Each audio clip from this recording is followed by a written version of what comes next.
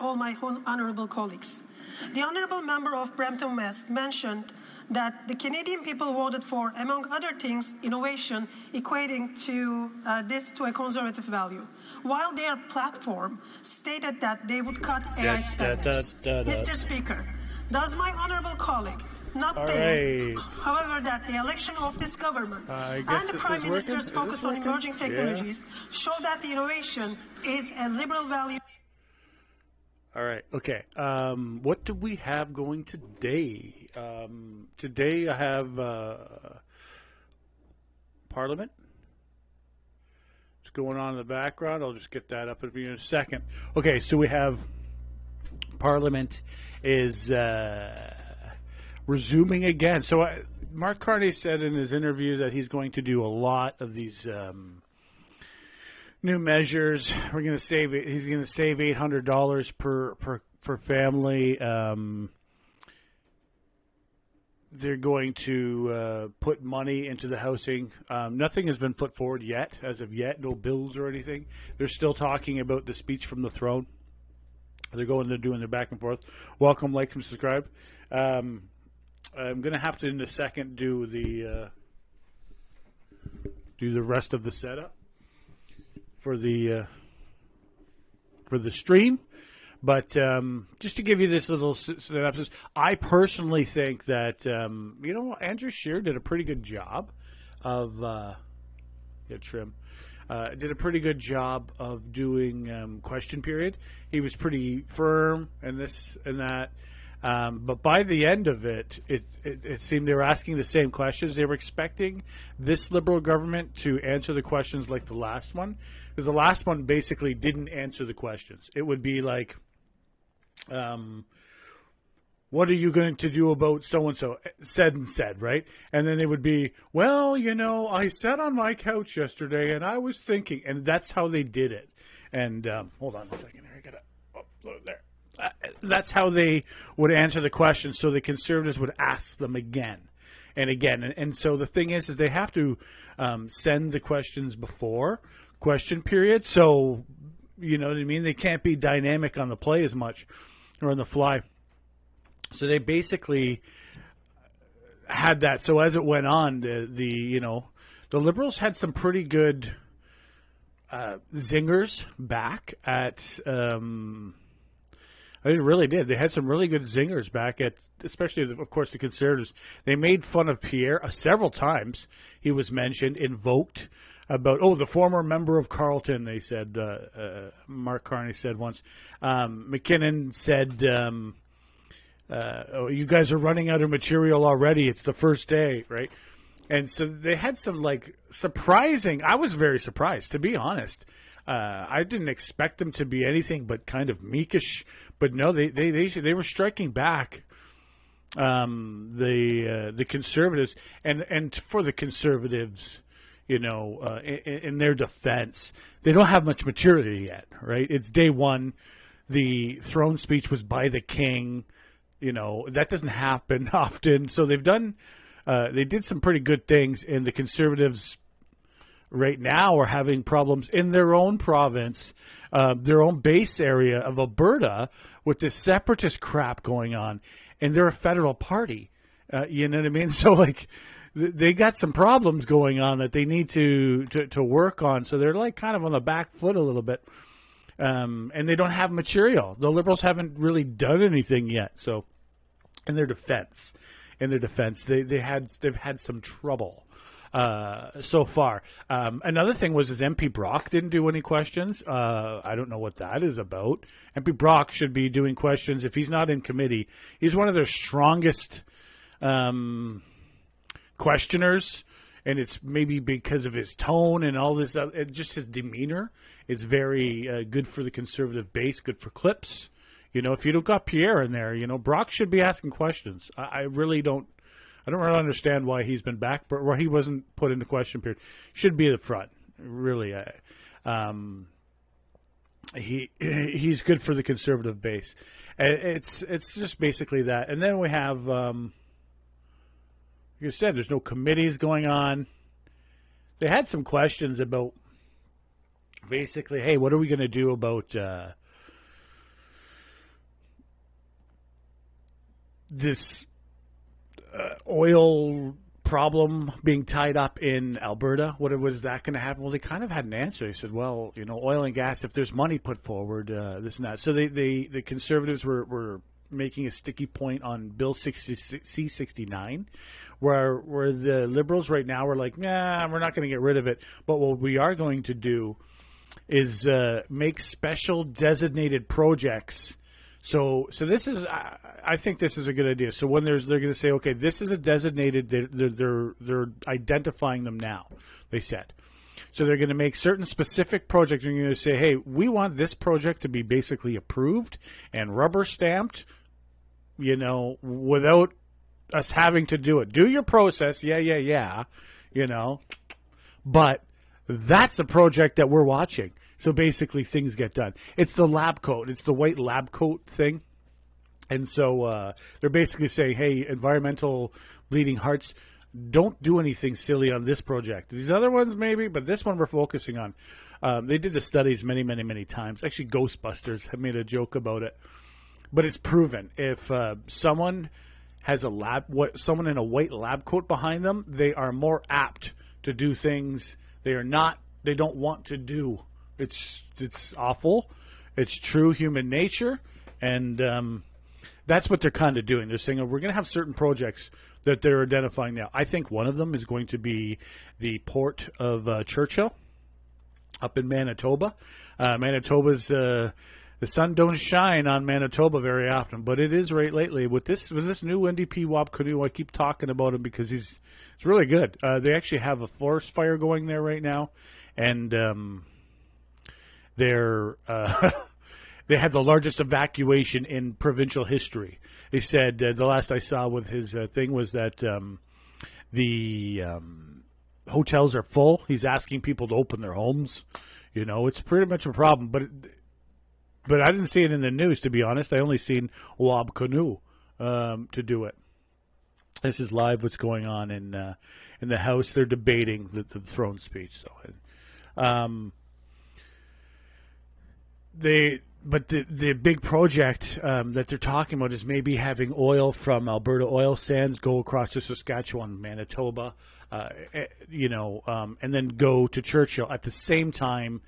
Maybe transmission lines, because there's huge hydropower in Manitoba and assets that could be available, and maybe refineries or something, upgraders a little bit in the oil sands, but they need power, and oil isn't really the most efficient way of making power. So the hydropower to go to Alberta, right, to help it keep it clean too, keeps the industry cleaner. We're using good hydro. At the same time, letting the investors invest in a pipeline to Churchill, as they're talking about the the port of Churchill. Sorry, and at the same time, it's not too far away from the Ring of Fire. So the Ring of Fire shipping could go through there in Thunder Bay.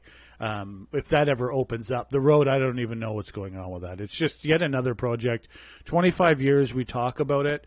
Well, in the same time that we've been talking about the Ring of Fire, China has built a country from a third world nation. Literally, it was a posting in the 80s. It was considered a hardship posting for fellas in the Navy.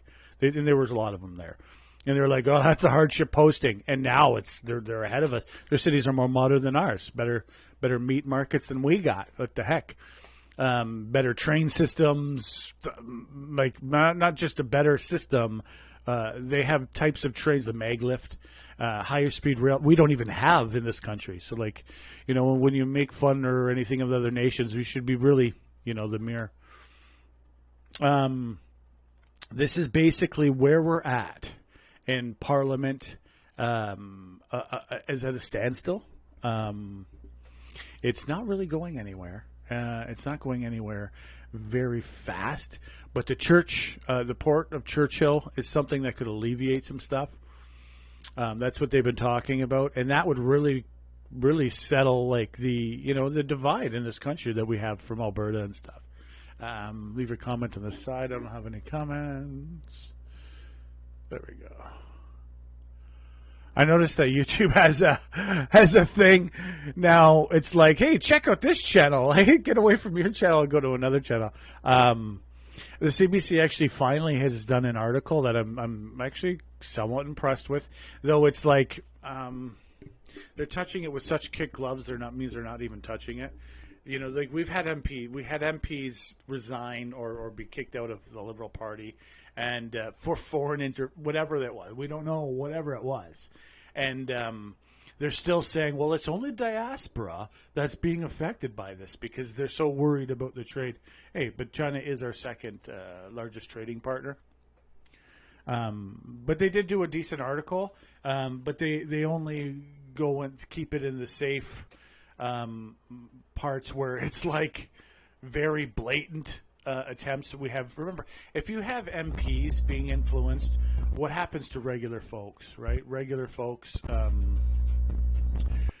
are very, very easy to destroy, right? You pay, hey, remember what we just had? Remember that FBI Director Ray, W-R-A-Y, came here and said that there was foreign entities paying biker gangs to take out Canadians. So you don't think that they're doing that to do influencers and take people out from regular folks out that talk bad against it? Of course it's happening. And our police force is so overwhelmed. I'd love to blame them, but they're basically overwhelmed. They're running around dealing with complaints, noise complaints when they can't handle the opioid epidemic. Is there beyond them? More people have died in that than World War II, right? So I would consider it a war. More people die in Canada to that than in the States on most days. And we can't get a handle on that. I don't see how we can even think that they're getting a handle on the police stations that are in this country, right? It's just, I know I covered it, and I got demonetized when I was actually warned by someone who was pretty high. I was like, you watch? How do you even know who they must have heard through someone. There's no way they want. And then through emails, they're like, you shouldn't, whatever. I did, and then I got demonetized for the first time. Three's a charm. So it's something, if you're an influencer or something like that, if you're doing it, you stay away, clear from it, because as the way I see it, there's no defense. We have no it's just better just to not cover it, pretend it's not happening, because your government isn't, our government, our police are not there, not at the right level. They said there was a think tank. It looked, and it was, I can't remember. I was thinking about it earlier. Now I don't remember if it was 300 or 3,000. But they said in the States. Now the Americans have a lot of levels of government that are working on counterintelligence and intelligence, and they said it's 300 or 3,000. I can't remember, but either way, it's a lot. I think it's 3,000 to be honest, but I'll be safe by saying it's 300 to 1. So what they do is it's just one country. Remember, what they're doing is they identify how many people are working in the States, and they do this with every country. But we're just it was about the States, this think tank. And they look at how many people, and they just go, okay, well, now we know we need to have 300 people countering what we think that individual does. That's how they basically run. But I think it's 3,000, just to make sure that they're. And so that's how it is in the States. In Canada, we don't even, 300 to 1, whenever. So you think you're very effective when you got 300 individuals working against whatever the heck you're doing, and our budget was just cut. Anyway, don't want to go into the details of it anymore, but this is just open source stuff that's actually coming from think tanks that are basically hitting the alarm bells, and all we got is our left media, Trump bad, or I like how the one channel says it, Orange Man bad. Orange Man bad. He's trying to bringing manufacturing back. Remember that wealthy individuals, first of all, they hide their money. We know this from the Panama Papers, right? There's no secret there. They hide their money. Even when they have it paid in here, they hide how much taxes they have to go. And if everyone knows a wealthy person, they always complain. You know how much dollars in taxes I pay? Yeah, but as a worker bee, an hour rate, I pay a higher percentage. So, yes, it's a lot of money, but you're making, but that's I've heard it many times. Every wealthy individual, they say, well, I pay these taxes. I paid for that police force. I need, you know what I mean? I want them working for me, right? Like, well, no. You make your money out of this country by exploiting loopholes and so on and so forth. So there was that going on, and we basically haven't been able to get a handle on the wealthy paying their percentage share of the taxes. You know, a lot of people would rather hire a lawyer and pay a lawyer because a lawyer will do other things for you for no cost when you're paying them $1 million or whatever, what have you, a year. He can do other things for you, right? So they'd rather pay that guy than pay the taxes. And when you're working at an hour rate, you're basically captured. You're a captured employee for the government. There's no way around it. Your company, before they pay you, they've paid the government. And remember, you pay at the end of the year. And that's why if you look at your taxes, why is it up and why is it down? Well, because what they do is they extrapolate, welcome all, they extrapolate what you've made that week, and they extrapolate through it the whole year, and they pay your taxes on that, right? Instead of by the week, they say, okay, as if you were going to make this a salary way. It's basically, the tax system is not designed for an hourly rate person. It's designed for a salaried person. And so every week there's calculations that they have to do to extrapolate as, okay, if they worked 50 hours a week, 50 hours this week, whatever this pay, then they pay this percentage, and then it goes in the end of the year. They pay that before you. Everyone knows this. Who's gotten a paycheck from an hour rate job? You know, you pay it, you get your check, right? The government, you're a captured employee for the government. That's whereas someone who owns a business, they pay, you know, at the end of the fiscal year, right? We'll call it that. Just listen to what they say. At the end of the fiscal year, which is not in January, by the way. And that's how it works in that's how it works. Whereas so bringing manufacturing jobs and hour rate jobs is brings in a higher percentage wise for money to pay the government to do the things like, hey, maybe security and maybe all these other things. Of course, there's a lot of waste. There's been 9% growth a year.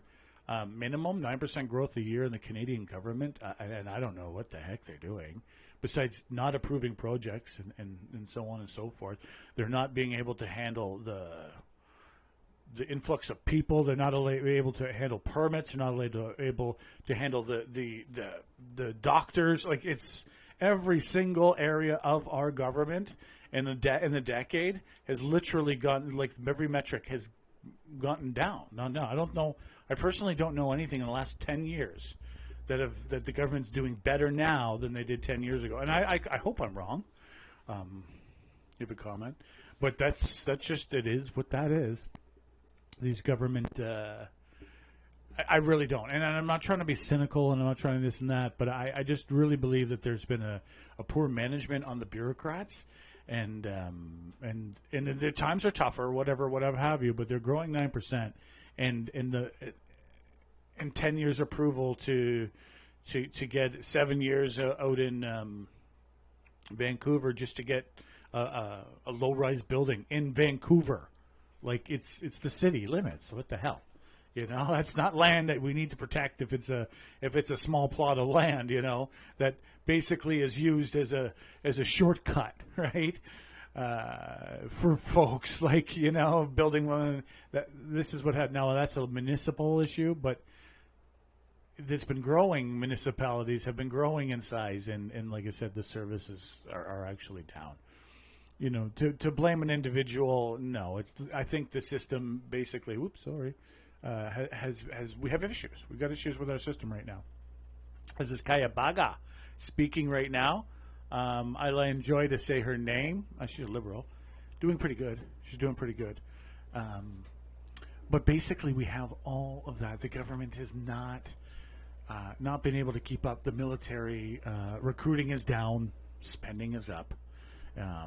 I personally believe that a lot of our bureaucrats and our government has been captured by other countries' fandangling, and I think that we're turning water to make something else. Well, it doesn't do anything, right?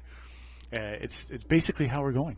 It's a horrible, horrible thing, and I don't know. We're going to see. Hopefully, it's going to turn around a little bit. It needs to go towards the blue collar worker, not towards Wall Street or Bay Street for Canada.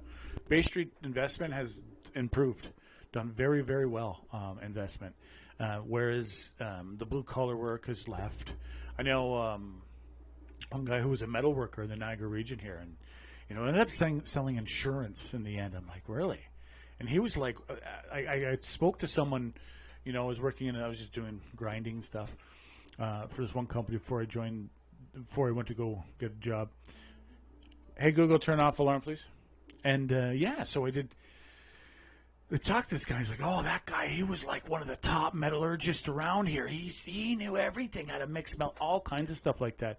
And he couldn't find a job in this area. He says, yeah, I can go, he'd leave the country.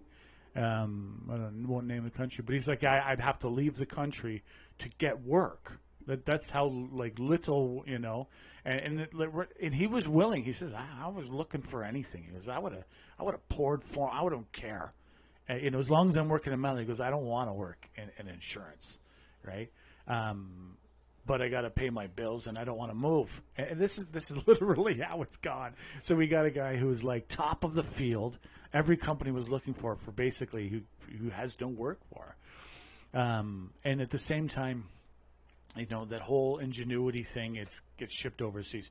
Now, an example of Canada, we're number 3 or 4. It goes back and forth in the amount of aluminum, and we make about 2.9 million tons of aluminum a year. Okay, 2.8. So that's how much we make. Okay, we're number 3 or 4, us and Russia. And Russia's pretty close, 2.89. Every year we go up and down. Number 1 is China. They do about 60 million tons a year. We'll round it up to 3 million tons.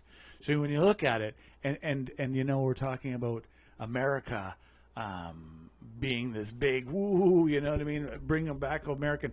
It's not really against Canada. We should all be upping our levels, but it shows how much production is happening over in China. Well, we're literally fighting over crumbs in the West here. It's really, it is what it is, and we don't really have much of we don't have a governmental push right now to help the situation for that. There's a lot of people, the investor class, who believe that it's fine to have China build everything for us. But the pandemic didn't wake them up, right? Remember the masks that were invented in Canada? The proper masks? We couldn't even get any. We invented it. We invented the machine to make them and invented the product. Well, not we, a Canadian. And there was no machines in Canada, and China wouldn't even send them to us. We, Trudeau, had a joint deal to get the Chinese vaccine, and they were like, no, you can't have it. It probably didn't work, but we gave them billions of dollars to be joint with them, and they're like, no, you can't even have it. So what do you think would happen if this tensions get worse, if Trump makes the tensions worse? Like, it's a silliness. We're 60-3, right? And we're number 3, 4, America's lower than us in the amount of aluminum smelting. So it's a big, huge issue. We have to bring manufacturing, at least to the Western countries, to at least a balance, but exploitation of labor and everything like that, so Wall Street can make money, has been the growing factor. And one day China's they're just gonna turn it off, because they've done it before, right? They had it with we have a deal with the States that we have to extradite people when they tell us to, right? That's to boil it down to baloney. And so we had to do that. The lady, the woman, the daughter of the owner of Huawei, she was in Iran giving them secrets. Excuse me. Giving them secrets. And that was what the accusation was. And we know it was the truth. Because Iran's making these drones, and it has Huawei type equipment, and we know what's happened. Years later, it's kind of like, it's open source stuff. This is not like, ooh, we know something. No, it's open source. So we had to hold her. America, we got to deal with them. America says this lady she had a home in Vancouver, roadside, and they said you got to hold her. She's flying in. So we as according to agreement, basically have no choice. And when we're selling 80% of our goods to America, yeah, they tell us to jump. After we have a signed deal, we ask how high. So they gave her an ankle bracelet. She's super high level of leaving the country. Like if things were really getting that close to like getting really bad, there's no way she would be in this country. But because she's wealthy, they let her go live in a millionaire's her millionaire's mansion, and they did the extradition to America. For charges, against America, sanctions. There were sanctions against Iran, and she was giving them chips because they wanted her cell phones. I guess her cell phone had it. And so what happened to us? Well, we got a lot of, they went after our AG, or ag, they call it, our agricultural products. In the middle of the heartland, they basically said, all you, who we have the highest standards of, like, quality grains and stuff, well, they basically banned it. And the World Trade Organization, which is supposed to stop this and remediate this, did nothing. And that's how they work.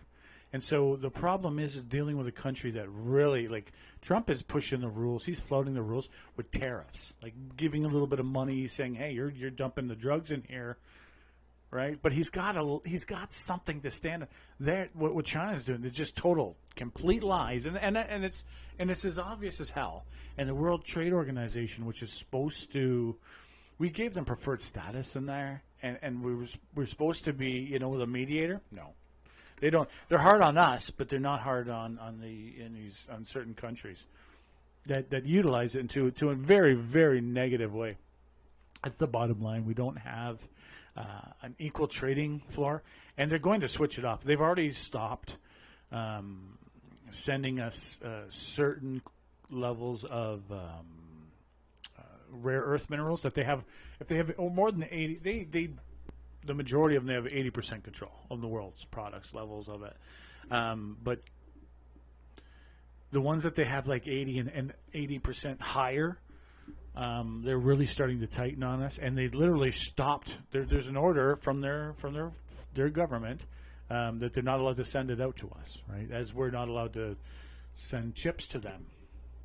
But that's basically what's happening, and it has nothing to do with World Trade Organization laws. But we give them preferred status. Another one is in the stock market. That's everyone's about the stock market, as if that's like the real thing. The stock market is a gambling thing, and we've been gambling and relying on a gambling. It's just a roulette wheel. That's all it is. It's really a roulette wheel of baloney. When they say, "Oh, the gas markets went up today," and the announcer tells you why, they have no idea. They can't know because the numbers are so big and the amounts are so big. They have no idea. They know that the gas goes up in the summer because more people are using gas, right? Because gas is really still fuel for cars and planes. It's not really much else than that. But they don't know. You can't understand. That's part of the beauty of it. But is that you're not really being able to understand it. Now there's AI methods that one individual, won't name his name, he went to jail for advocating for it.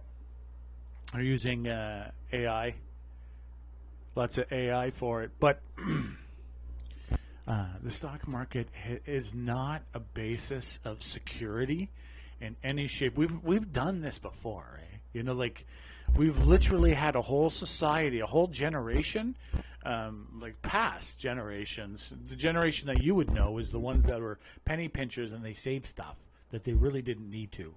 Because they had the effects of when the light switch turns off in the, speaking of which, the light switch turns off on the gambling roulette wheel stock market, right? And this is another beautiful thing is that it's known that China, the government, remember that 99 point something percent right? We'll say 95% of all money in China is in government-owned banks, right? It's communist. So they can all of a sudden make an order from up high, from God, as they consider it. Okay, pull out everything that we're buying in America or in Canada. Pull out all your investments in Canada, and there goes our roulette wheel. It doesn't just like the wheel thing. It's like they get the magnet, or the vacuum. They suck the ball up and stop the wheel. That's what they can do with the stock market. And when we got literally a whole generation, my generation, and older, whatever, that literally sits there and is like, the stock market's down a point. We need to raise the stock market. Well, everyone knows this who's been watching since the 90s, how a lot of companies make money. They know this. They cut their labor force and, you know what I mean, and try to increase output. That's the easiest, safest way to increase your stocks. So just fire a bunch of people and then show that you basically what they can say is, okay, we have we're going to have higher numbers. Okay, we really want to bump our stock up for whatever reasons, right? And so we'll just fire a bunch of people, and then when these numbers come out, our stock market's going to go up. This is like 1 + 1 = 2. It's guaranteed. Not a little bit. It's 100% guaranteed. So they've been doing this since the 90s. Just cut people, and then they can rehire them in the next year, over the next year. That's fine. But in that short little window, they can say they slashed jobs, and then they made all this product that's sitting in warehouses, right? We made extra product sitting in warehouses. We fired all these people. Boom, stock market. Stock goes up. So it's a baloney industry. So we've had lower and lower and lower levels of things. But the problem is governments don't make their money that way. And we know that anyone who's an investor class, they don't pay taxes. So the encapsulated worker, right, the trapped worker who gets the hour wage, who pays the government week by week or month by month, is not helping the government. So our government has less income. We're taking less income because we're relying on something that is not helping us. So I'm just going on a thing. Let's see what. Put my collar down. Not to say like it's all going to hell, but everyone who's like talking about Trump's plan as being awful and bad, and the stock market. The thing is the stock market is not going to help. Like I said, as I was alluding to, and we know this before, the stock market crash. That what was happening was, and near at the end of the stock market crash, people were borrowing money and then buying stocks, and it's happening now. Literally borrowing money off of tangible assets, land and stuff like that, and putting it in stock because since the 90s, you're guaranteed. So in the 90s. The Dow was about 2,500 points. It's now at 40,000 points. So 2,500 points for when it started, you know what I mean, to the 90s, 2,500 to 40,000. Everyone knows you make money in the stock market. It almost doesn't matter what you're putting. As long as it's one of the bigger companies, you know what I mean, they're going to be there, right? They're pretty much you're going to win. It's a given. But we've also, since the 90s, allowed China into our stock market, and I love China, I love the Chinese culture, but there's an adversarial thing going on there, right? Like what's happening in Ukraine has if China wasn't such a rich country buying everything from Russia, they wouldn't be so they're isolated. They only have to sell to one country that doesn't really care. They're buying all the raw products. There wouldn't be a problem right there. They couldn't afford it. The sanctions would be working. And that's why Trump, we're at probably the last president who's going to be able to actually do anything about it. And as you've seen, like he had to break the stock. The first thing he did with the battle with China kind of won that first one. The stock market was tumbling, of course. Who knows what was happening? Because it's so big, it's the invisible hand, right? That we're all not supposed to know, right? That's kind of the beauty of the stock market. But it could be just China selling off assets on certain big companies. It could be that, right? It could also be investors. They don't really know, right? but basically he had to relent it back. It's a pause. Maybe it's going to come back on, but right now, as it stands, it looks like now as it continues. Remember that they're pumping out $15,000, we'll say, $15,000 EVs, and we're pumping out $60,000 EVs, and theirs are like, they're pretty freaking good, They're pretty freaking. Our AI, we've put hundreds of billions in, and then they dump. We don't know if it's 100% true. There may be lies in it, but their deep seek. Boom! It's like, well, we put in like a $20 million or whatever, $200 million, and we got this, and it's like comparable to Chat GPT, and it's like, oh my God! So I not that I use it, and it's open source, so. Open source is giving people the opportunity to play with it and this and that will just like Google. Anyone who owned a company got to use their platform. This is how they're using everyone's playing to up their system, whereas our AIs are all closed loop systems, and they're just basically spying on regular people to create it. There's been all kinds of people's voices and stuff like that. They just take it. There's no. Right, you signed an agreement because you wanted an email address.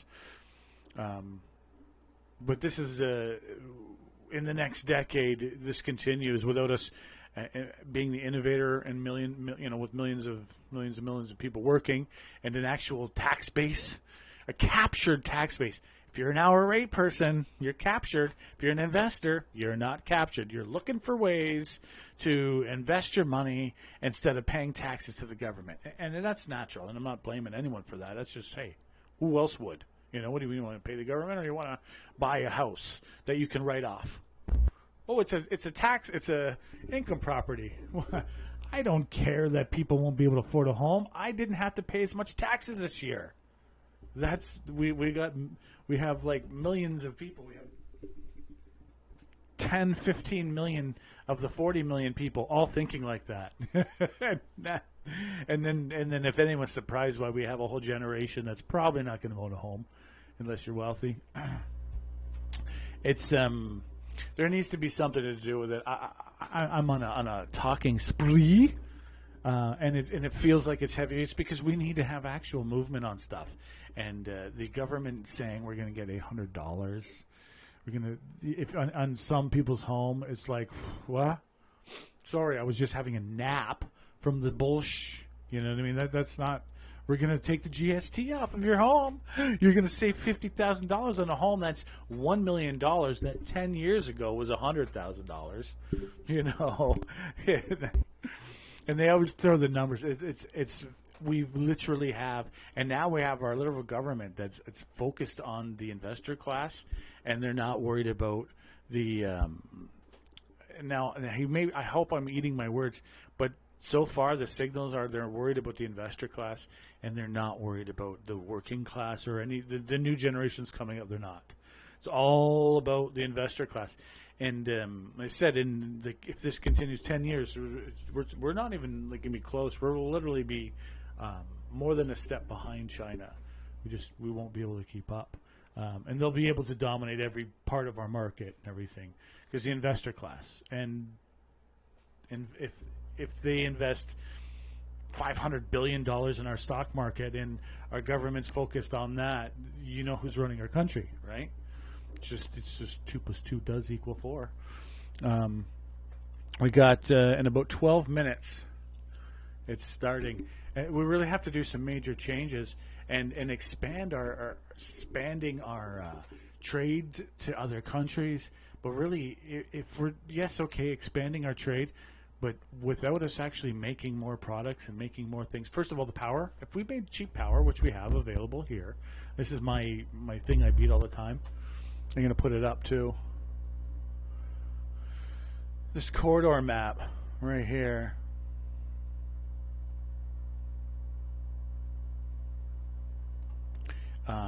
If we do this corridor and open up Hamilton again, Hamilton for our steel, and Quebec for our aluminum, there's a potential with this. You can see the red lines in there, and you put like all the hydropower that we have connected to this. We can have major projects going into this new line, have a new expansion of Canada. Then there's a room for growth. There's a place where we can have the new modern stuff and periodic places. Churchill should be a city for the youth to be able to go move, right? For those that are like literally all desperation, a temperature pressure valve to make one city at least into an industrial, an industrial capacity. And then this transmission lines, hydropower lines, and make cheap power, because hydro is really cheap power.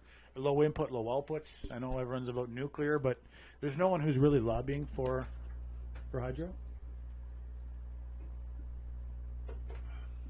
Except the power companies. All the power companies, they literally have Ontario, Manitoba, BC as well. They have all these in Quebec and Newfoundland now. They have a bunch of projects pre-approved, ready to go for hydro, and just no money and no ambition, no federal government buy-in.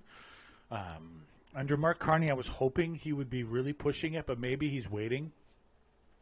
He's going to allow the thing. I'm nothing against oil. I worked in the oil industry, and I liked it. I really enjoyed the work. Hard work, hard work, and I loved it. I really loved it.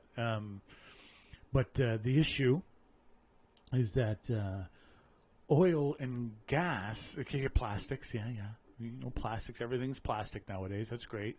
But it's a very small percentage of how much oil we use. Most of it we burn in cars and planes. And planes we're going to be for a while because they need there's a new light.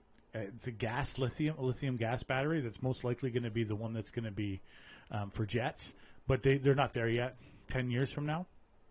But cars are literally there. They're there right now, but our manufacturing isn't there. That's why they're just so expensive.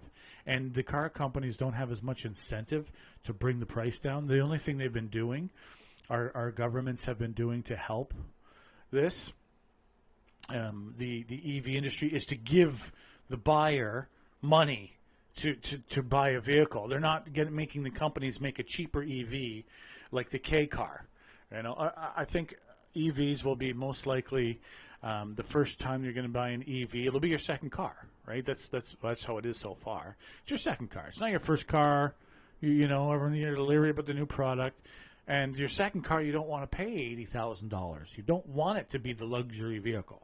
You want it to be the 1980s K car, Granada, the Chevette. That's what you want. The grocery getter, the thing you don't care if someone backs into. Oh, darn it, you did that. You shuck. You know what I mean? That's the vehicle. And I'll give this one to, I don't say much quality about them. I actually like Amazon, but that Jeff Bezos, he's making this car Slate, S-L-A-T-E, Slate. Google this. It's going to be the first cheapest car, 18,000 American. It's a truck, and it's like a commercial truck more than anything. Base model, $18,000, and that's what they're basically going to try to produce. You'll probably be able to buy it off Amazon. Go to Amazon, buy it, but it'll be $18,000 truck. And then has all the accessories. Some of the accessories you can 3D print yourself. So 3D printing companies around everywhere, which is really cool. If you want to be like a teenager, you know what I mean? Oh, I got to look at the little things on my, you know what I mean? But if you want to be just like what majority of people, especially commercial, want, they don't care. They want a vehicle that, like, does it get me from point A to point B? Yeah, it does. Yeah. It's reliable? Yeah. Oh, okay, there you go. They're not looking for, like, like I said, the Granada, Chevette, these cars, the K car, they had the highest sales market, and then they ended them. That's what people want for an EV. But what's being produced, a lot of it, is they're like mid-high end. They're like a cheap beep looking car, but they're selling for $60,000. They're not their cheapest model. So of course. So anyway, China has it. They have it basically there, and it's literally, they have a 700-kilometer charge car. 700 kilometers, and it's cheaper than our cars. So we had to shut them down to save our 120,000 jobs. It's quite a bit of jobs. But to save the $120,000 jobs, we had to tariff the crap out of them, so we wouldn't. But if we would have had those, we would have been buying $10,000-$15,000 cars. Gas is over. It's literally over. We just have to find a way in North America to produce a lower made car. And to save the industry, in my opinion, this is all my opinion, to save the industry, we have to look at how the hell we can get, first of all, rich people, millionaires, to be able to buy flying cars, or more like private planes. Private planes that should be being GM, Ford, and the other ones should be mass producing personal planes. And then that none of these millionaires get to fly. It's all got to be AI run. I think that's the only way out. We have to bring us to the next level, skip to the next level, and help these companies refit to them. But right now we don't have. In my opinion, our politicians are stuck in saving 19. Oil and gas will not get us there. They will not be able to make enough planes with oil and gas. It's not reliable enough. It's just nowhere near reliable enough. There's a lot of maintenance that goes on to a plane once it goes in the air. There's problems with more when you get in the air, Cessnas and stuff. But the battery is so much more reliable. The electric motors, patented a long time ago, and it just works better. Lower levels of maintenance and stuff. And that's where we need to go. But we don't have any vision. Look, this damn corridor makes everyone's like, it kind of makes sense. But it's like, maybe we'll worry, but they just have no vision. And this is my big gripe. Just the 8 of us here. I'm going to put on Parliament now. And I think I'm going to try to shrink. I think it's just time that we should try to look for... I'm going to put like this. There's that. We need to have larger vision in this country, and it has to start with looking for working class jobs. The NDP, they could have. I think that the NDP could have been a lot better. And I thought Jay was pretty good, but I don't think they understood. I think that the whole NDP, all levels of NDP federally, the other parties I can't speak about provincial.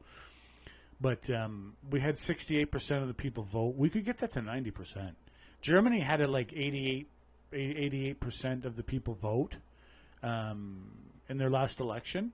So the people that didn't vote in the election are of working classes. It's all working class. So if the NDP were to know who their people are, union is no longer. A union job is now an upper paying job. You're 100,000 plus if you get into a union. Right, they've all gone to the Conservative Party because it's not the working class jobs. But even I heard their last speaker say, and I'm not here to be criticizing of the NDP, but it's obvious that they have problems. That they're all, we're going to go talk to unions. Yeah, but the unions don't want to hear from you. You're about working class, about blue-haired, and you should be about the people that work at the service industry, the tourist industry. That aren't working, that are on the drugs, that are in the social network, social services stuff. That's NDP. It's not the bleeding hearts, whatever have you. Maybe a little bit of the religious folk.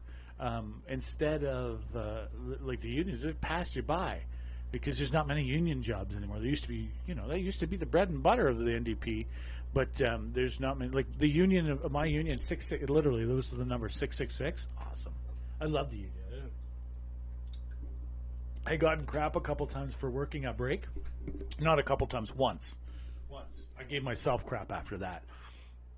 I just worked for myself before, and in the core, and I didn't, break. You go on break when I had to, right?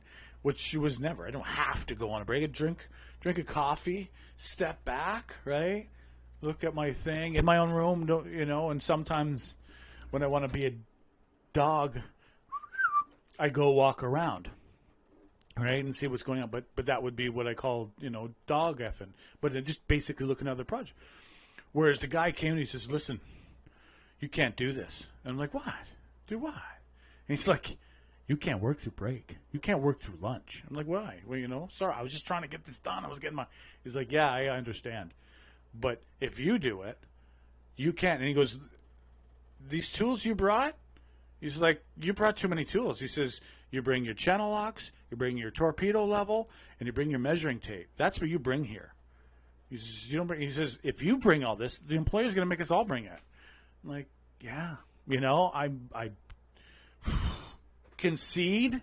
You were right. He was 100% right. And me skipping break they're going to be like, well, he's doing it. Why aren't you doing it? Right? And then, like they call it the slip and slide, the slippery slope. There you go.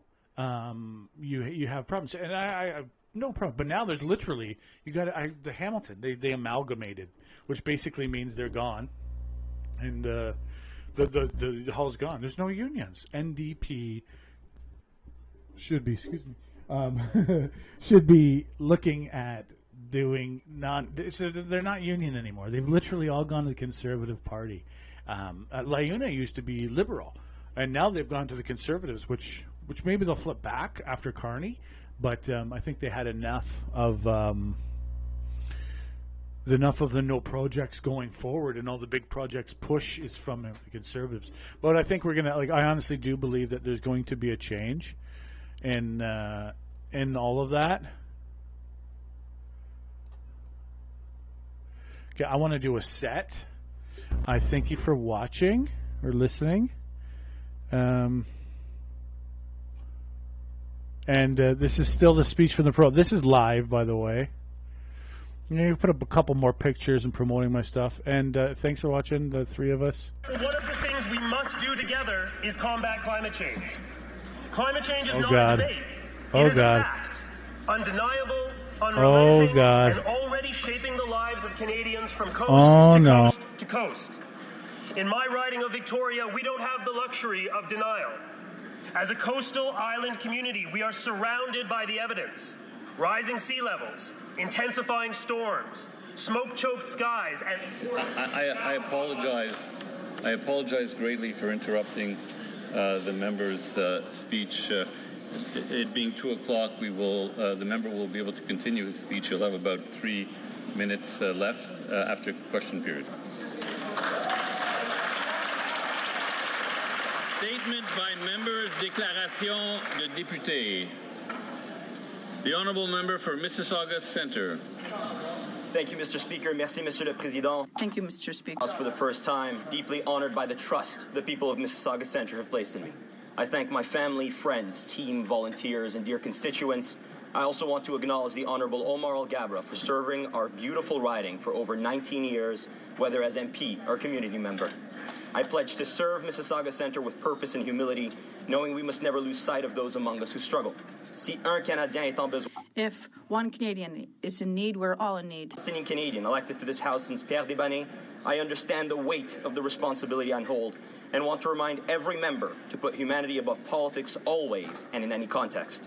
As Canadians, we know that solutions can only begin when we come together with the courage to name injustice for what it is, unacceptable, undeniable, and unequivocal. I take pride in elevating the voices of marginalized communities, the oppressed, and others whose stories deserve to be heard, as well as youth across the country. Thank you, Mississauga Centre, for that privilege. Thank you, Mr. Speaker. Merci, Monsieur le Président. Thank you, Mr. Speaker. Honourable member for Okanagan Lake West. Mr. Speaker, as this is my first statement in our new Parliament, I'd like to take a moment to sincerely thank all the good people of Okanagan Lake West, South Kelowna for their support in this past election. While on the topic of the many good people from my riding, I would like to recognize many of my local mayors, members of City Council, regional directors who are in Ottawa for the Federation of Canadian Municipalities Convention. I know from my own time as a city councillor how challenging and demanding local government can be. This is especially true right now in British Columbia, where we face intertwined crises of crime, homelessness, and opioids that severely impact local government, whose citizens ultimately bear the burden of ill-conceived provincial and federal policies. I've greatly enjoyed my working relationships with the mayors, councillors, and regional directors from places like Summerland, Peachland, Greater West Side, West Kelowna, and Kelowna. I look forward to continuing our work together on behalf of our constituents, and I would ask that we would make all of them feel most welcome here in Ottawa. Thank you, Mr. Speaker. The honourable member for Winnipeg West. Mr. Speaker, it is a privilege to rise in the House today and highlight the remarkable contributions of Dr. Joss Reimer. Dr. Reimer is a force in Canadian medicine, a trailblazer, a change maker, and a proud Manitoban. Before stepping into her current role as president of the Canadian Medical Association, Dr. Reimer served as the medical lead and official spokesperson for Manitoba's provincial COVID-19 vaccine task force, where she played a pivotal role in guiding our province through the largest and most successful vaccine campaign in provincial history. Dr. Reimer also served as the medical director of public health for Winnipeg, where she focused on critical areas such as drug-related harms, infectious diseases, sexually transmitted infections, and health equity.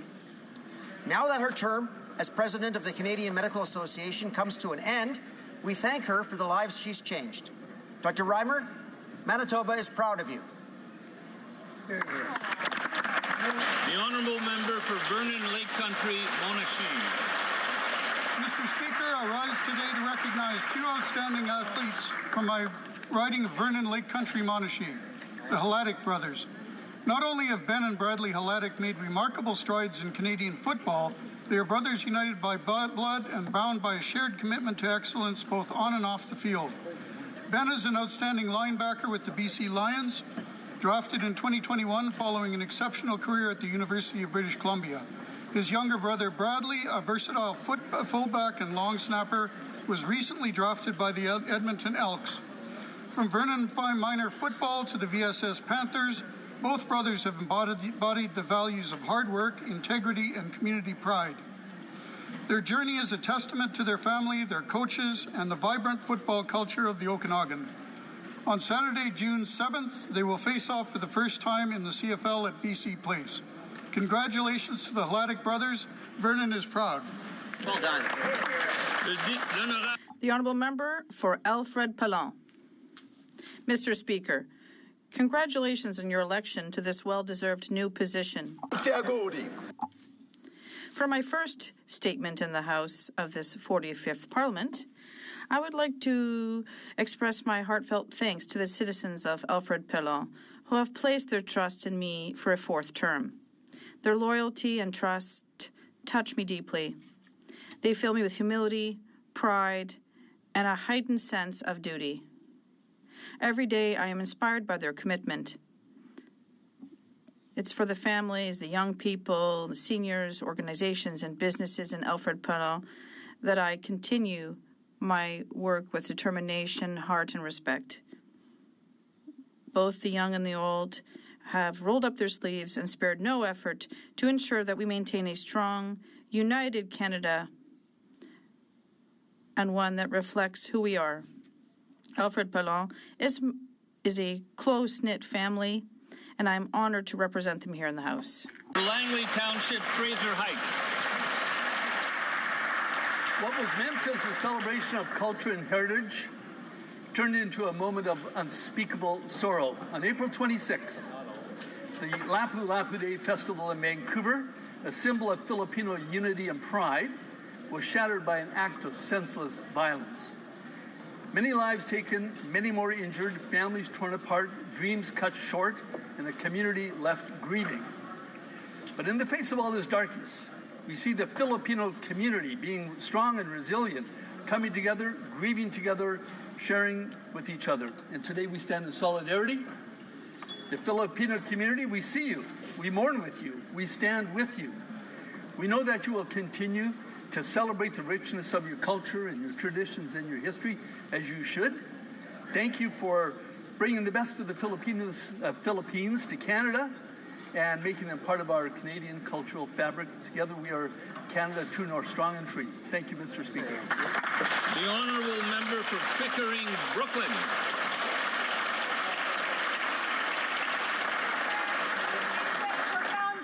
And humility that I rise today as the first member of Parliament for the new riding Pickering, Brooklyn. A vibrant community that unites the entire city of Pickering, the northern part of Whitby, and the thriving heart of Brooklyn. To the people who place their trust in me, thank you. To the tireless volunteers who gave their time and heart, and to my family who stood beside me every step of the way, your support means everything. Ours is a riding with Canada's most populous region. We are nestled along the shores of Lake Ontario, and people from all over the world are choosing to call Pickering, Brooklyn home. With that growth comes unique challenges, from housing and infrastructure to protecting our environment and building inclusive communities. I proudly support the Liberal government's Build Canada Homes plan to ensure affordability and meet the unprecedented housing demand and opportunities of the next generation. The Honourable Member for Portneuf-Jacques-Cartier. Thank you, Mr. Speaker. A throne speech allows the government to set out its direction, its objectives, and specify how it intends to achieve them. When it comes to official languages, Francophones have every reason to be proud but very concerned. And this is a short text that outlines the Liberals' intentions. The government is committed to protecting the institutions that promote these cultures and this identity around the world, such as CPC Radio Canada. This government is thinking magically and imagines that CBC Radio Canada is the savior that will halt the decline of French. Yes, saving Radio Canada was our campaign promise, but there is much more to be done to stop the decline of French. Unfortunately, the Prime Minister has shown us once again that he does not understand French, and he does not recognize the importance of the different Francophone cultures that thrive in the 10 provinces and in our beautiful country of Canada. The Honourable Member for Rivière du Nord. Mr.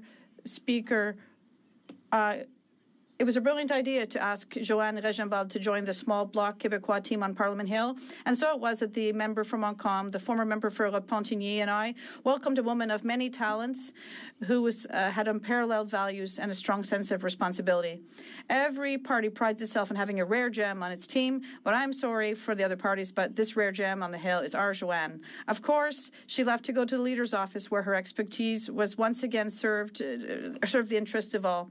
But beyond her professionalism and efficiency, the first thing that comes to mind when we think of her is kindness. She took care of the entire team for 10 years, and we felt confident all the time. Thank you, Joanne, for everything you've done and given to the Bloc, to each of us every day. Come back and see us soon, even though you're going to the Laurentians. Enjoy your retirement, my friend. Thank you, Madame Regenbald. Mary Newton. Mr. Speaker, I rise today with deep gratitude to the people of Surrey Newton for once again placing their trust in me. Being elected for a 6th term in a tremendous honor, and I remain fully committed to serving our community with dedication and integrity. I sincerely thank my family and friends for their constant support, my campaign team for their tireless efforts, and all volunteers and supporters who believed in me and our party's vision. I'm proud to stand with our Prime Minister and the Liberal government as we continue working to build a stronger, more resilient Canada. Together, we will keep moving Surrey Newton forward and ensure it remains a place of opportunity, growth, and hope for everyone. The Honourable Member for Yellowhead.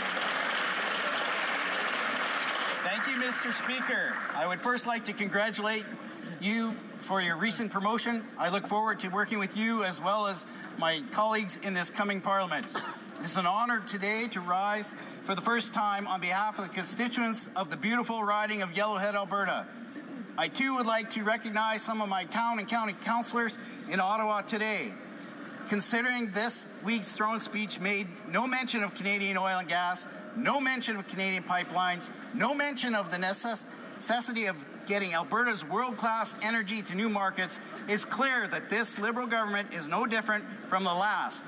Canadians need a government that works for powerful paychecks, not a government that continues to support job-killing laws. When will this Liberal government repeal the No More Pipelines bill, C-69, the red tape, and finally give Canadian energy workers the respect and recognition they deserve? The Honourable Member for Brampton South. It's with a deep gratitude that I rise today to thank you, the residents of Brampton South, for once again placing their trust in me. I'm also deeply grateful to my family, volunteers, and supporters for working day in and day out during the campaign. At the doors in Brampton South, the message was loud and clear. Canadians are feeling the strain. While affordability remains our top priority, public safety is also a leading issue in my community. Mr. Speaker, public safety builds confidence in our institutions, which is why we must continue to take this issue seriously at all levels of government. I remain committed to working with all partners to ensure safety and prosperity for all Canadians. As we begin this new Parliament, I promise to continue working hard for Brampton South alongside our Prime Minister to tackle affordability, keep our communities safe, and build the strongest economy in G7. Thank you, Mr. Speaker. The honourable member for Kitchener South, Hespeler. Thank you, Mr. Speaker. I rise today on behalf of and grateful to the constituents of my hometown in Kitchener South, Hespeler. Let me tell you something about the folks in Kitchener South, Hespeler. They are honest, hard-working people who do not like a tax cheat. They remember how, back in 2016, Donald Trump shockingly refused to release his tax returns to the public. Thousands of news stories were written about it. Now, there is no law that leaders must disclose their tax returns, but the public expects that someone who seeks to lead a nation will go above and beyond the bare minimum legal requirements. Mr. Speaker, I'm sad to say we now face a similar situation in our country. This new Prime Minister refuses to give Canadians a public disclosure of his conflicts of interest. Even Justin Trudeau gave such a disclosure prior to becoming Liberal Party leader. Conservatives implore today the Prime Minister to look inside himself. Why is he taking another page out of Donald Trump's book? Why won't he disclose his conflicts? And does the answer have to do with offshore tax havens? The honourable member for Deerfield-Dollard. Mr. Speaker. It's National Accessibility Week. It's a time to recognize the achievements of persons with disabilities across our beautiful country. More than 8 million Canadians currently live with a disability. Accessibility is essential to ensuring Canada's financial stability and future. Government is focused on improving accessibility in key areas like infrastructure, employment, and financial security. Also, payments to the Canada Disability Benefit are beginning this July. In 2019, our government introduced the Accessible Canada Act. And since then, we've made a lot of progress. This year's theme for National Accessibility Week is Breaking Barriers Together, paving the way for an inclusive future. Also, together, we can achieve our goal of a barrier-free Canada by 2040. Thank you, Mr. Speaker. Honourable member for Cambridge.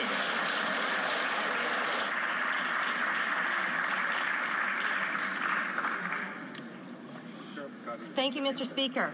Today I rise for the first time to represent my Cambridge community. The Liberal Prime Minister introduced his first spending bill. It's worse than Justin Trudeau's. He inherited a bloated Liberal government and promised to spend less. But this first spending bill, it spends 88% more than Trudeau did in his last year. It's a $500 billion spending spree with no budget. Single moms, seniors, and small businesses must budget before they spend. Why can't a supposedly brilliant banker, a man with a plan, do the same? And no, this isn't about investments. Consultants alone get a record-breaking $26.1 billion, costing every household in Canada $1,400. He promised to cap spending at 2% in his throne speech. The same afternoon, he introduced a bill boosting overall spending by 8%. Is this why the Prime Minister did not table a spring budget? To hide his broken promise to rein in his out-of-control spending? Honourable member for Davenport. Mr. Speaker, in my constituency of Davenport, we recently celebrated the 100th year anniversary of the Alexander G. Muir Building, currently the home to the Alexander Muir Gladstone Avenue Junior and Senior Public School, also fondly known as AMG.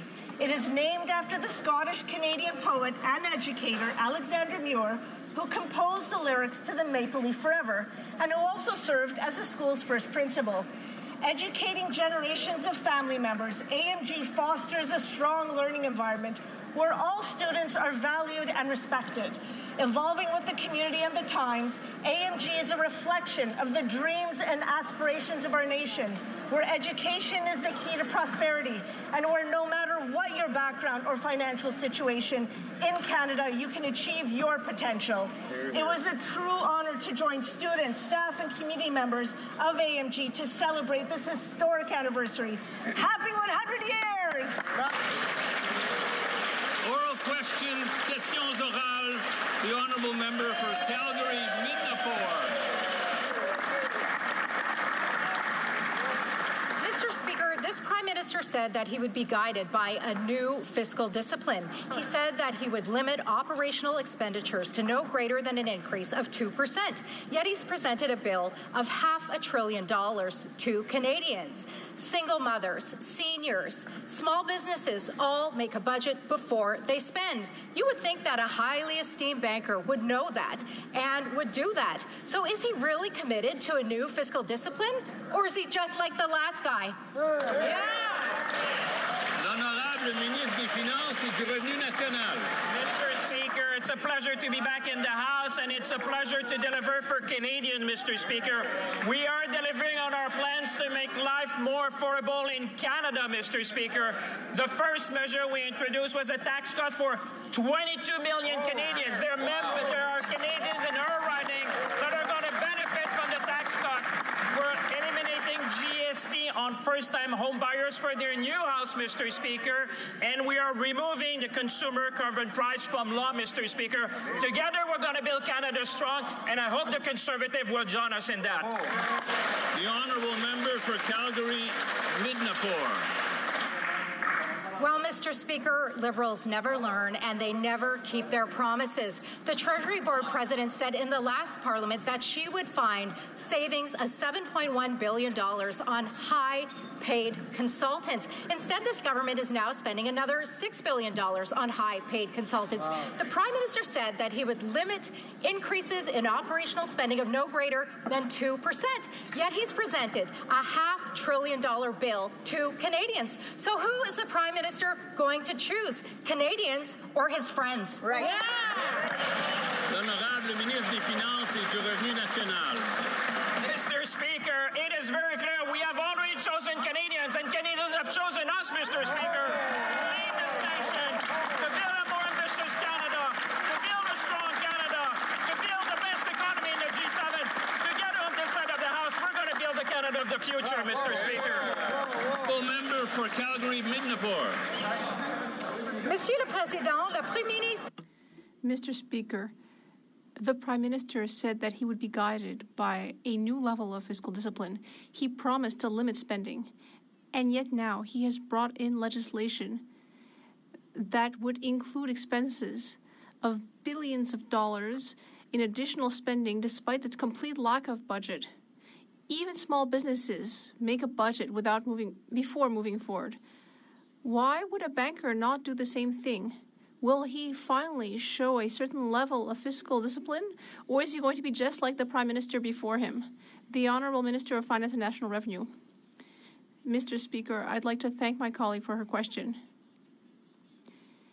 As she has seen, we are presenting an ambitious plan for Canadians. And the very first measure we brought in was a middle-class tax cut that will affect 22 million people in her riding who will benefit. Then we said that we would be eliminating the GST for first buyers of new builds. That will enable us to have a resilient economy, a strong economy, the strongest one in the G7. For Simcoe North. Mr. Speaker, the Prime Minister is asking Parliament to approve almost $500 billion in spending, up 8% from last year. Nothing says spend less and invest more like spending more money on high-priced consultants and contractors. That's going up to $26 billion a year, over 35% increase. Wow. Is the kind of change this government trying to deliver to push civil servants out to bring their friends and high-priced consultants like McKinsey back in? Oh, good question. Good question. L'honorable ministre des Finances et du Revenu national. I'd like to thank thank my colleague for his question. In fact, Mr. Speaker, we're focusing on result. And you know what? The first measure that we have introduced in this Parliament is to help 22 million Canadians, Mr. Speaker. People in every riding. Canadians are watching at home and are wondering, are the Conservatives going to support them? Are they going to support this government? Because Canadians know that we have their back and we're going to fight for them at every step of the way. The honourable member for Nanaimo, Ladysmith. The Prime Minister said he wants to spend less and invest more, but this week his government tabled a $500 billion spending bill with no budget. While 15,000 people use loaves and fishes, the food bank in my riding, this government has increased spending on consultants by a jaw-dropping $6 billion, a massive increase of 36%. Consultants get a $26.1 billion gift that makes every household in Canada $1,400 poorer. Is the Prime Minister's reckless spending the real reason why there's no budget this spring? The Honourable Minister of Government Transformation, Public Works and Procurement. Thank you very much, Mr. Speaker, and I want to thank my colleague for her question. I'm very proud to be part of this new government that's fighting for Canadians day one with a proposed bill that's going to make life more affordable for 22 million Canadians. That's an average of $840 per family in income tax reduction. This is giving real help to Canadians, and I'm very proud that we're delivering on day one. Thank you, Mr. Speaker. I apologize to the member for Long Range Mountains. It's her turn. Mr. Speaker, the Prime Minister claims he's different from his predecessor, but the numbers tell a different story. In his own first spending bill, consultants get a record-setting $26.1 billion, up more than 36% in 1 year. Terrible. The government talks about restraint, but this is $500 billion of spending without a budget. Single moms, seniors, and small businesses must budget before they spend. How come a brilliant banker cannot do the same? Good question. The Honourable Minister for Government Transformation, Public Works and Procurement. Thank you, Mr. Speaker. And the question a lot of Canadians are asking is how come Conservatives can't get behind the idea of supporting 22 million Canadians with a tax break that's going to make life more affordable for Canadians by eliminating GST on new homes, which is going to help new home buyers. Mr. Speaker, our plan is ambitious to grow this economy, to make life more affordable for Canadians, and I'm hoping Conservatives will see the light and rally behind this ambitious plan for Canada. Thank you. The Honourable Member for Saint-Jean. Mr. Speaker, we are seeing some dangerous intentions for Quebecers in the throne speech. The Liberals talked about a single Canadian economy instead of 13, which means that they want to control the Quebec economy from Ottawa, which is why the National Assembly of Quebec immediately and unanimously rejected this idea. Quebec is and should always be in control of its economic future, its trade, and relevant legislation. So on Monday, when the Prime Minister meets with his provincial counterparts, will he commit to respecting Quebec jurisdiction? L'Honorable Ministre des Transports. The Honourable Minister of Transport. I'd like to thank my colleague for this important question. I'd also like to thank the Quebec Minister that I spoke with yesterday and who participated in a provincial federal meeting about internal trade. We have a constructive relationship, a fruitful relationship. The federal government has an excellent relationship with the provinces and territories, and we will always respect provincial and territorial jurisdiction. The Honourable Member for Saint-Jean. Mr. Speaker, Canada is not a business, and Quebec is not a regional branch. The reason we don't have just one economy in Canada is that we don't have just one nation within Canada. We should never sacrifice Quebecers' interest in the name of a supposed Canadian unity. Francophone workplaces in Quebec is not a barrier to labor mobility. And ensuring that Quebecers can work in our forestry sector is not an obstacle to trade. Ultimately, the existence of the Quebec nation is not a trade barrier. Does the Prime Minister understand this? The Honourable Minister of Transport and Internal Trade. Yes. As the Prime Minister said this morning, our government respects and will always respect the importance of Quebec, the importance of the Quebec nation, the importance of the French language. These are key priorities for our government. We also understand the importance of economic growth. And for our government, a priority is to create the strongest economy in the G7.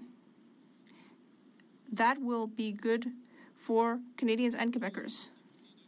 The Honourable Member for Repentigny.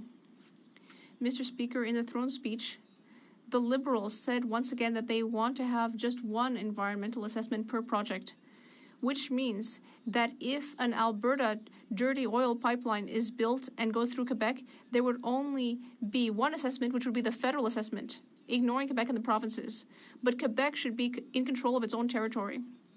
Quebecers and their institutions, like the Quebec Environmental Assessment Organization, they are the ones who should decide. Quebec's sovereignty on its own territory is non-negotiable. Will the government commit to respecting it? Climate change. Merci, Monsieur le Président. Thank you, Mr. Speaker. I'd like to take this moment to say that I am so pleased that so many Quebec MPs are part of our government.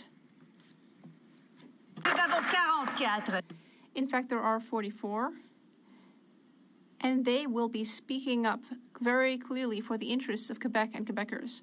I will always work in favor of the interests of Quebec, and I will make sure that we hear their voice.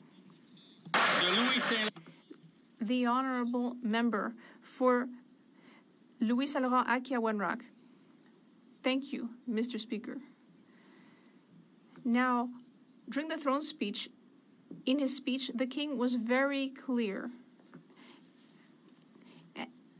And this is something that shows what he felt about our previous Liberal government. He said that this government will be guided by a new level of fiscal discipline. And yet, very quickly, we see that in this new legislation that there will actually be an increase of $40 billion in spending, 8% more. It's hard to believe that these people could do worse than Justin Trudeau. How can this Prime Minister stand up and tell Canadians that he's actually going to do worse than Justin Trudeau? The Honourable Minister of Finance and National Revenue. Mr. Speaker, my colleague for Louis Saint Laurent knows that I respect him greatly. Yes, I'm sorry, I got the writing name wrong. But if he's talking about being able to stand up and look people in the eye, well, of course we can do that because there is a tax cut for 22 million Canadians. So the Prime Minister will be able to look people in the eye, and I hope my colleague will be able to do the same. He will be able to tell his constituents that he is voting for that tax cut and showing that he cares about Canadians. I would invite him to vote in favor. The Honourable Member for Louis Saint Laurent Akia-Wenrock. Well, Mr. Speaker, the King was quite cutting when he said that we need a new approach to fiscal discipline. You'd think that this would be an opportunity to change how things are done. But on the contrary, this government is actually increasing the amount spent on consultants. I could never have thought that the Minister of Finance would actually do something that was worse than what Justin Trudeau did. Will he get up, look Canadians in the eye, and say that he will finally start being a responsible steward of the fiscal the fiscal system, not like Justin Trudeau? The Honourable Minister of Government Transformation, Public Services and Procurement. Thank you, Mr. Speaker. Well, you know which party Quebecers really were cutting towards. They cut the number of Conservative seats. After all, they didn't want a party whose plan was barely worth the paper it was printed on. Instead, they chose a plan to make the government more efficient, make the economy more resilient, and make life more affordable. And that's what we're doing with a tax cut for 22 million Canadians, $840 per family. I hope the member across the way will support that plan. The Honourable Member for Sherwood Park, Fort Saskatchewan. Your most important job is probably your first job because it starts you on the road to your career. But after 10 years of Liberal failures, that road is blocked for 1 in 7 Canadian young people. This is already an unemployment crisis with 100,000 more job losses coming. Now, rather than address this crisis, these Liberals continue to waste billions on consultants, a $6 billion increase. Why are they choosing a great job market for elite Liberal insiders and consultants and a terrible job market for Canadian young people? Honourable Minister of Jobs and Families. Mr. Speaker, I share the member opposite's deep and profound concern to ensure that Canadian young people get opportunities across this country, especially in their first job. And that's why it's so exciting that Canada Summer Jobs will provide almost 70,000 jobs this summer. Great first-time jobs for young people all across the country. These are quality employers, quality jobs, and I look forward to hearing about them in my own riding. The Honourable Member for Sherwood Park, Fort Saskatchewan. Mr. Speaker, that minister has sat around the cabinet table for more than 10 years, and unemployment is steadily going up. It's actually at the highest point it's been in 10 years outside of the COVID period. We have an unemployment crisis, and Liberals are making things worse with another outrageous spending bill. This Prime Minister wants to spend even more than Justin Trudeau. So how can they ask Parliament for another $400 billion blank check with no budget, no plan for jobs, no plan to address the pain that their policies have caused? The Honourable Minister of Jobs and Families. Well, Mr. Speaker, we hear the member opposite talking out of both sides of his mouth. At one side, he's talking about the need to do something about unemployment, to do something about youth having excellent experiences in the workforce. And on the other side, he's talking about the need to reduce spending. And in fact, Mr. Speaker, we know that we can actually do big things together. That's what employers want across the country, Mr. Speaker. They want skilled workers all across this country in every sector. We'll be there with the provinces and territories to make sure we have the fastest growing economy in the G7. The Honourable Member for Brandon Souris. Thank you, Honourable Speaker. This week, the Prime Minister introduced his first spending bill, and despite promising to cap spending during the election, the bill increases spending by another 8% on an already bloated federal government. $500 billion in spending, introduced the same day as he promised again to cap it, all with no budget and on the backs of hardworking Canadians and at the expense of future generations. When will these Liberals finally cap spending and put the financial future of young Canadians first? Will the Prime Minister give us the date for a spring budget today? Very good. The Honourable Minister of Finance and National Revenue.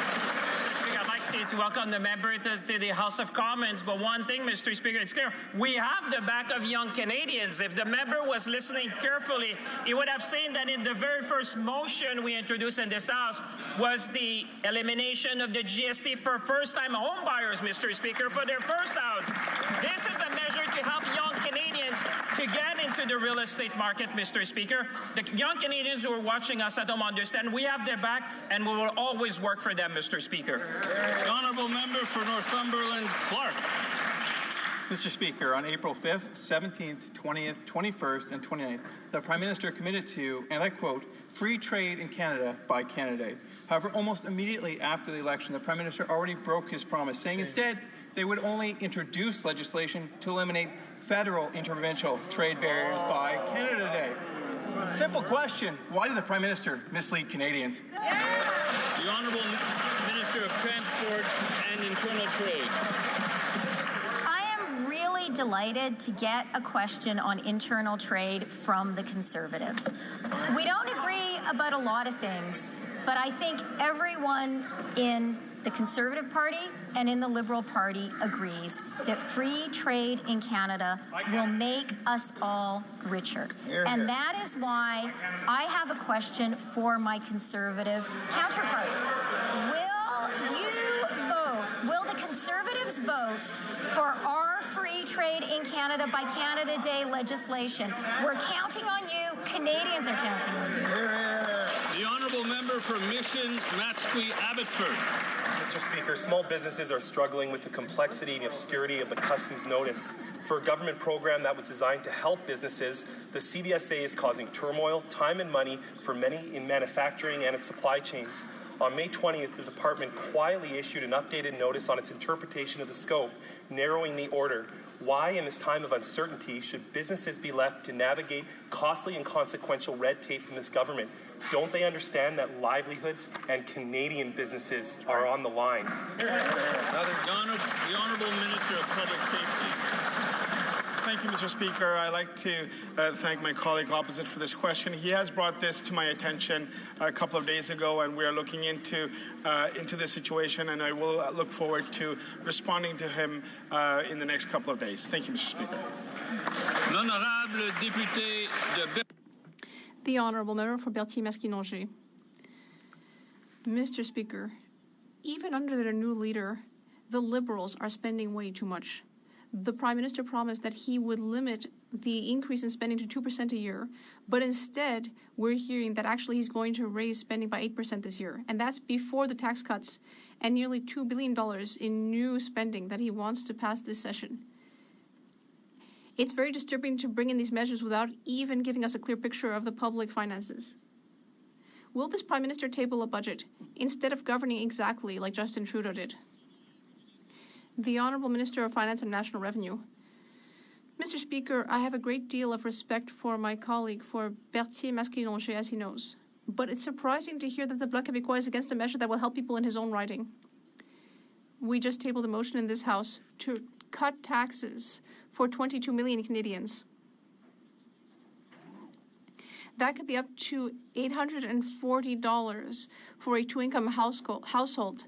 This will be great for people in Berthier-Masquinongé, and people in that riding are expecting their MP to be there for them and to vote in favor of this measure. The Honourable Member for Berthier-Masquinongé. Mr. Speaker, people in Saint-Maurice-Champlain are expecting this member to table a budget. It's a little bit like this Prime Minister looked at the Trudeau spending and said, just watch me. In fact, we can only expect him to show up in this House wearing Adidas sneakers. This Prime Minister is showing that he simply intends to be the fourth edition of the same old Liberal government. Once again, he's trying to make people believe that they can keep spending while reducing taxes and somehow without increasing the debt. Well, let them then show us how they plan to do that. Let them table a budget. The Honourable Minister. Well, this gives me an opportunity to thank the voters in Saint-Maurice-Champlain who have sent me here for a fourth consecutive mandate, and I will fulfill my mandate with humility and conviction. And indeed, we will be proposing a budget in the fall very soon. It will be an ambitious yet prudent budget, which will enable us to build the Canada of tomorrow. That's exactly what Canadians expect from us, that we build a strong economy, the strongest in the G7. A resilient, strong Canada. Member for Cloverdale, Langley City.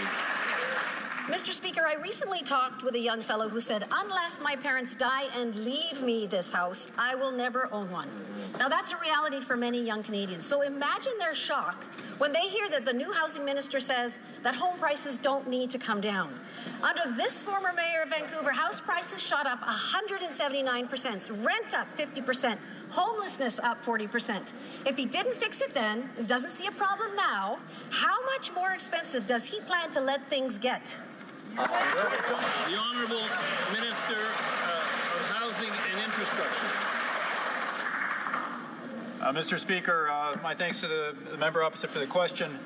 We are spending many days this week with mayors and councillors from across the country here for the Federation of Canadian Municipalities meeting here. And I would caution the members opposite to be insulting our local government officials who we are partnering with to deliver results on the ground. We will deliver a cut to the GST for first-time home buyers. That's right. We're going to see a $50,000 savings for first-time home buyers delivered by this new government. Yeah, very good. The Honourable Member for Aurora. Cautioned. Don't talk bad. GTA is descending into complete chaos. New data shows GTA home sales are the worst since the market crash of the 1990s, falling 89% below the 10-year average. And condo sales fell 94% below the 10-year average. Home prices are too high for buyers and too low for sellers. Sellers can't sell, buyers can't buy, builders aren't building. The report warns that there will be a massive housing shortage in just 2 years. Can the Prime Minister tell us why he refuses to present a budget immediately to provide much-needed help for both buyers and sellers? The Honourable Minister of Housing and Infrastructure. Thank you, Mr. Speaker. The critical piece that we need to invest in is more affordable housing across Canada right now. And we are doing that by delivering a GST cut for new home buyers. We are doing that by reducing the cost of housing through development cost charges. We're working in partnership with local governments to deliver that. We have to be sure we build more affordable housing for young people and those most vulnerable across our country. Honourable Member for York, Durham. Thank you, Mr. Speaker. New data out this week shows that home sales in the GTA are down 89% below their 10-year average. That's not a slowdown, Mr. Speaker. That is a market stall. What's the Prime Minister's response? A GST proposal that industry has dismissed, saying it will not improve affordability. So my question to the Prime Minister, what is his plan? His plan today, not in September, for buyers who can't buy, sellers who can't sell, and builders who can't build. The Honourable Minister of Housing and Infrastructure.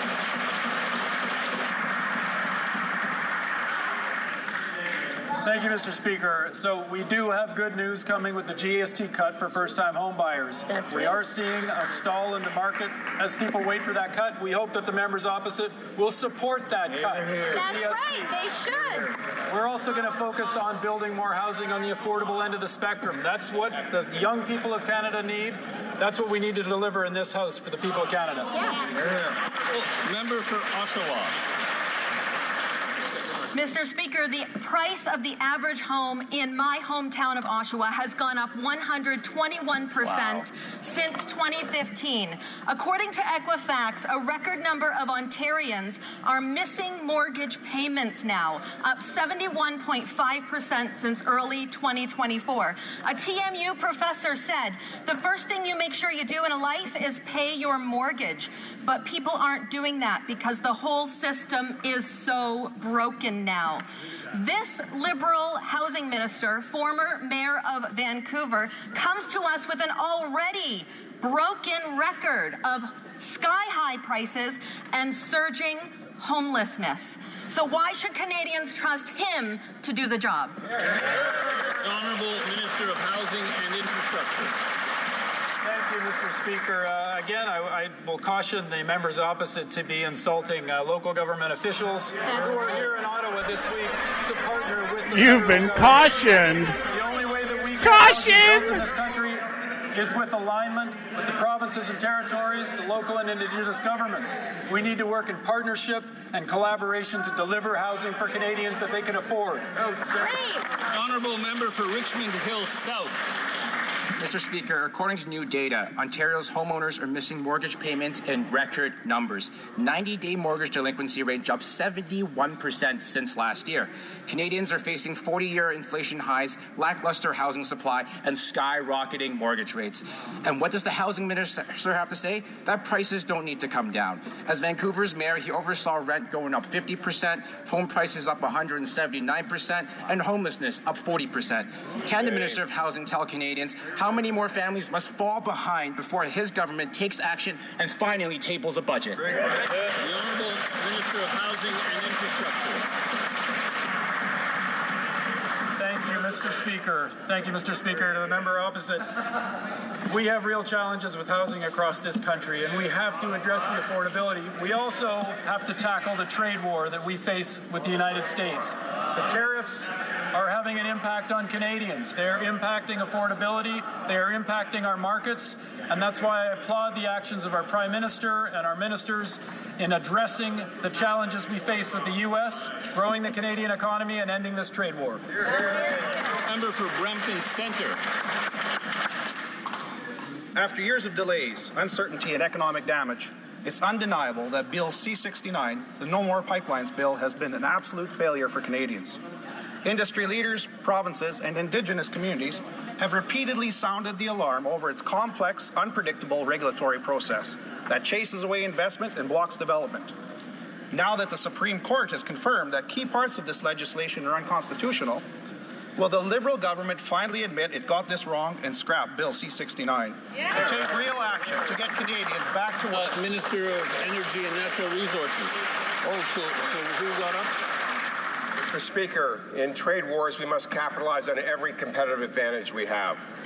This means working with provinces, territories, Indigenous peoples, and proponents to make Canada an energy superpower. We will fast-track projects, cut red tape, and approve projects in the national interest within 2 years. These activities will build the strongest low-cost, low-risk, low-carbon economy in the G7. Member for Brampton Centre. Brampton Centre. Yes, go ahead. Mr. Speaker, it's an honor to rise in this House for the first time representing the people of Brampton Centre.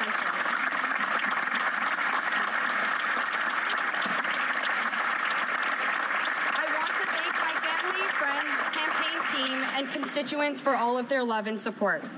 Our constituents from across Canada sent us to Ottawa to deliver them real results. Can the President of the Treasury Board share with this House what we are doing to bring down the cost for Canadians? To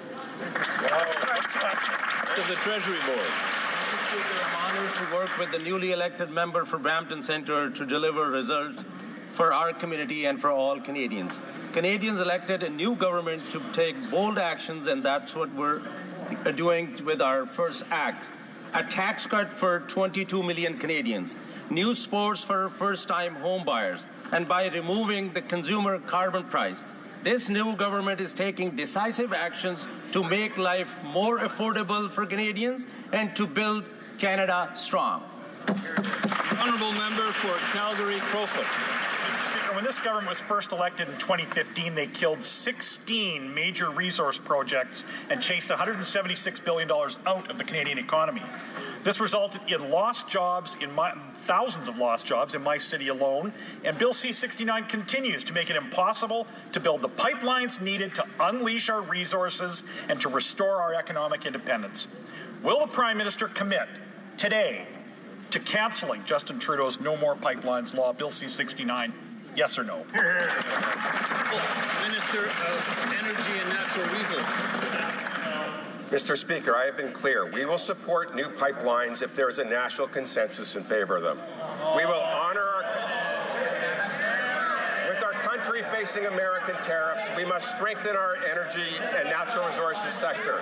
There is no question energy is Canada's power. We will help build the strongest economy in the G7, create jobs for Canadians, and give the best cards to our negotiators at the negotiating table. Canada's new government will win this trade war. The honourable member for Miramichi Grand Lake. Mr. Speaker, Conservatives and Canadians know that if you pay more taxes to the government, the weather will not get better. Conservatives have been standing up for Canadians and against the carbon tax for more than a decade. This Prime Minister made a big splash in March when he told Canadians that he would axe the carbon tax. After the Conservatives pleaded for years, finally his government removed the consumer carbon tax. Now will the Prime Minister also repeal the industrial carbon tax so Canadian companies and industries can compete in the global economy? Yes or no, Mr. Prime Minister? The Honourable Minister of Environment and Climate Change. That was an interesting question, and I'm going to actually disagree with all the premises of it. But if we actually care about industries, then we're going to look at what's actually costing them right now. And that's the tariffs that are coming from the United States. It's impacting their ability to do what they need to do. We are here standing up for Canada. We're here standing up for a strong economy. We know that that's what we need to do. That's what Canadians have to do, and that's what we're going to keep doing. The Honourable Member for Bow River. Mr. Speaker, the Prime Minister says that half of Canada's oil needs to stay in the ground. And now he's backing that up with a production cap that the Parliamentary Budget Officer says will kill 54,000 jobs and gut $20 billion from our economy. This keep it in the ground agenda doesn't just kill paychecks, it makes us more dependent on foreign oil. It weakens our economy, punishes Alberta families and Saskatchewan families who build this country's energy sector. So I'll ask the Prime Minister a simple yes-no question. Will he scrap his job-killing production cap and finally let Canadians restore energy independence? The Honourable Minister of Energy and Natural Resources. Mr. Speaker, my goal is to get things built where there are proponents. Canada's new government will fast-track projects, cut red tape, and approve projects in the national interest within 2 years.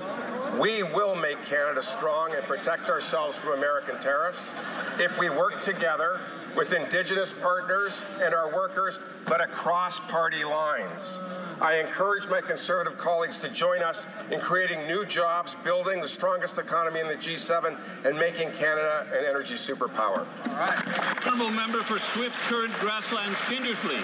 After 10 years of Liberal anti-energy policies, the devastation continues. There's already been hundreds of thousands of job losses in the industry, and thanks to the radical ministers on the front bench, their oil and gas production cap has another 54,000 jobs and to over $20 billion on the chopping block. The Prime Minister campaigned on having a plan to get things built, yet he's already committed to not overturning the production cap. Is the Prime Minister's refusal to scrap the cap an admission that he supports this devastating policy? Good question. The Honourable Minister of Environment and Climate Change. Mr. Speaker, after seeing under the Conservative government nothing getting built, I think that we have some lessons to learn.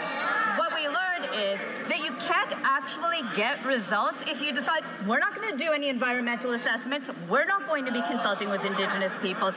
What we're going to do is we're going to make sure that we build an effective, efficient assessment system that gets projects built. That's what we committed to do, and that is what we will do. The Honourable Member for St. Albert, Sturgeon River. Mr. Speaker, when the Prime Minister was chair of Brookfield registered $30 billion of investment funds in offshore tax havens in Bermuda and the Cayman Islands, all to avoid paying taxes in Canada. And now the Prime Minister refuses to come clean and disclose his assets to Canadians. Canadians deserve to know, does the Prime Minister have any financial holdings hidden away in offshore tax havens, yes or no? Great job, Cooper. The Honourable Government House Leader. Mr. Speaker, Canadians should feel very reassured that we have among the most stringent ethics requirements for public office holders in the world. The Prime Minister has not only complied with all of those requirements, but has proactively and preemptively filed all of the information that the Ethics Commissioner requires. Obviously, complying with the rules is something we will always do on this side of the House. That's right. Canadians can bank on that. Hear, hear. Honourable Member for St. Albert, Sturgeon River. Mr. Speaker, the Prime Minister has been anything but transparent, hiding behind a loophole in Canada's ethics laws to hide his assets from Canadians. And it really begs the question, why? Is it because Mr. Elbows Up himself is dodging paying taxes? Is that why? Good question. Good question. The Honourable Government House Leader. Mr. Speaker, I don't know that evoking conspiracy theories is going to advance the case of the Conservative Party. What I would say is, to repeat one more time, that Canadians should feel very reassured by the fact that we have among the most stringent ethics guidelines in the world, and the Prime Minister has not only met those requirements, but exceeded them. The Honourable Member for Bellechasse-les-Etchemins, Lévis. Mr. Speaker, recently in Lévis, nearly 10,000 people sought food assistance, which is twice as many as in 2021. Now, there are full-time workers who can no longer put food on the table. Meanwhile, the Liberal government promises to cut spending in the morning. Then, in the afternoon, it goes ahead and increases spending by 8%. There may be a new face in the Prime Minister's office, but the same bad habits remain. Does the Prime Minister realize that his out-of-control spending is fueling inflation and forcing even more Canadians to line up at food banks, Mr. Speaker? The Honourable Minister of Finance and National Revenue. Mr. Speaker, I thank my colleague for her question. We are all concerned about this situation in the country. That's why, Mr. Speaker, the first measure our government presented was one for affordability, so that about 20 million Canadians across the country could pay less in taxes, Mr. Speaker. The best way for Canadians to have to be able to keep their income, Mr. Speaker. The best way is for them to pay less in taxes. That is just one way we're helping Canadians, and we will continue to help Canadians. The Honourable Member for Bellechasse, Les Chemins, Lévis. Mr. Speaker, who's profiting? Not Canadians, but external firms, consultants. There are 10,000 people in my riding lining up at food banks. Can we at least have the decency to table a budget this spring, Mr. Speaker?